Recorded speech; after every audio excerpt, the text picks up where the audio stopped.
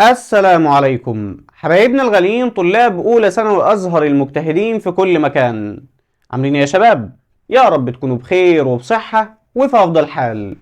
أهلا بيك يا صديقي في الفيديو الخاص بتفاصيل منصة العلوم المتكاملة لطلاب الأزهر، المنصة الوحيدة بفضل ربنا سبحانه وتعالى على مستوى الجمهورية كاملة اللي بتهتم بطلاب الأزهر في المقام الأول والأخير. وده لأن طلاب الأزهر لهم نظام مختلف تماما عن نظام التربية والتعليم، سواء كان في نظام أسئلة الامتحان أو حتى في مواعيد الامتحان اللي هتكون بدري. فكالعادة عايزك مفوق، سمي الله وصلي على النبي وحضر كوباية الشاي الجميلة ويلا بينا. نيجي لأهم سؤال عندكم كلكم بلا استثناء، هنبدأ إمتى وهنخلص إمتى؟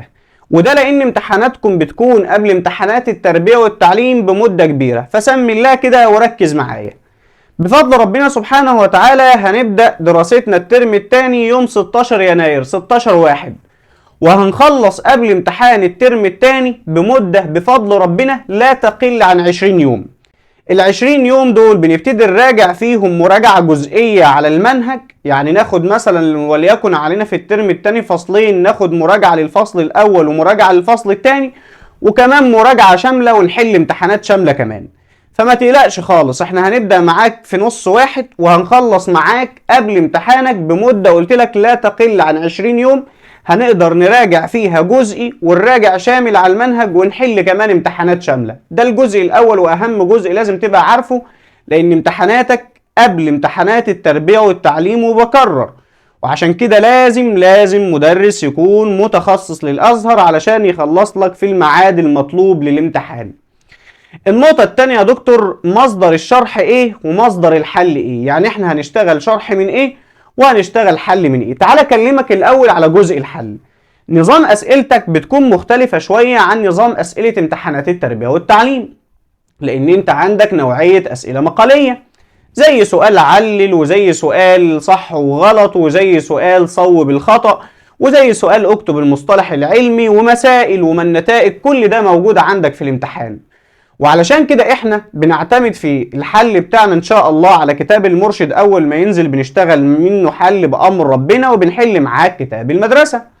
كمان زي ما عملنا في الترم الاول بنعمل حاجة اسمها ملزمة المقالي. ايه ملزمة المقالي؟ ملزمة المقالي دي يا دكتور بتكون ملزمة مجمعة كل الاسئلة المقالية، سواء المصطلح او علل او ما النتائج او حتى المسائل والقوانين بتكون مجمعها لك.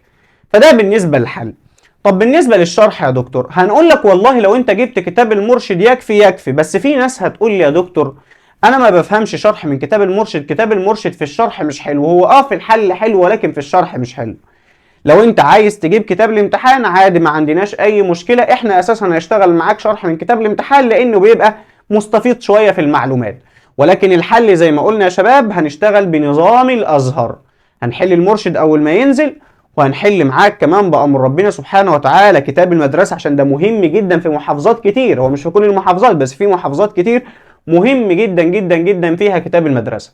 وكمان هنعمل لك ملزمة للأسئلة المقالية متجمعة. ده بالنسبة لمصدر الشرح ومصدر الحل. طب بالنسبة لقيمة الاشتراك قد ايه وازاي نشترك؟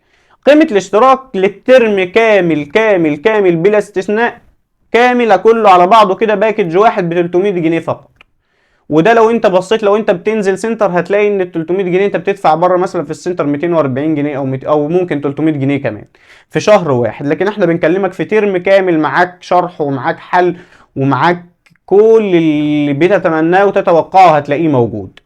طب هنشترك ازاي يا دكتور؟ هنشترك ان شاء الله ان احنا هنحول ال 300 جنيه كاش على الرقم اللي هيظهر قدامك 0100 50 32 094، وهناخد صورة التحويل ونبعتها لنفس الرقم ده على الواتساب ونبعت معاها الاسم ثلاثي والمحافظة، وهيتم اضافتك على طول بامر الله.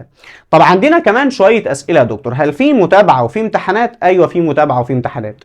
بعد كل درس ما بيخلص، يعني بعد ما بنخلص كل درس بينزل لك عليه امتحان، والامتحان ده بنشوف درجاتك فيه وبنشوف التقصير عندك فين علشان نقدر نعالجه ونشتغل عليه بأمر ربنا سبحانه وتعالى.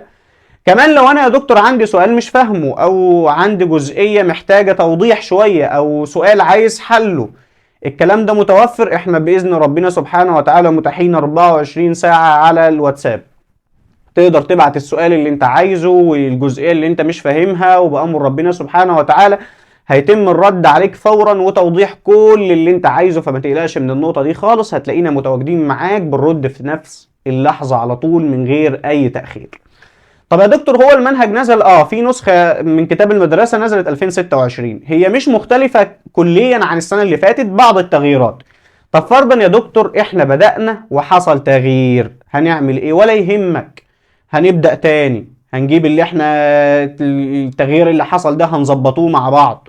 ما تقلقش خلاص، احنا هنبدأ، واذا حصل تغيير كامل لا ما تقلقش، هنبدأ معاك تاني بالمنهج الجديد زي الفل. ولكن احنا بناخد وقتنا بدري عشان نلحق نخلص بدري ونراجع ونحل امتحانات شاملة ونحل أسئلة الأزهر، علشان بإذن الله سبحانه وتعالى يكون الامتحان معانا مضمون. لأن امتحان العلوم المتكاملة يا شباب 60 درجة، يعني قد 3 مواد عربية و3 مواد شرعية، فالموضوع فيه لازم يكون فيه اهتمام أكتر.